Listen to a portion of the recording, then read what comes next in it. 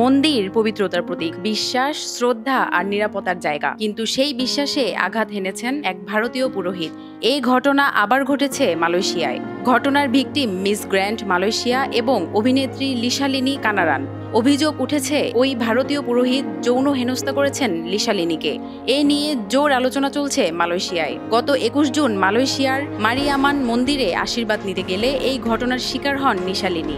সেদিন একাই মন্দিরে গিয়েছিলেন ২০২১ সালের এই মিস গ্র্যান্ড মালয়েশিয়া বিজয়িনী। পুরোহিত তাকে বলেছিলেন আশীর্বাদের জল আছে তার কাছে, আর এরপর কাছে যেতেই সরাসরি লিসালিনীর স্পর্শকাতর স্থানে হাত দেন তিনি। এ নিয়ে এই অভিনেত্রী বলেন, আমি এতটাই হতবাক হয়ে গিয়েছিলাম, প্রথমে কিছুই বলতেই পারিনি। আমি ওনাকে বিশ্বাস করেছিলাম।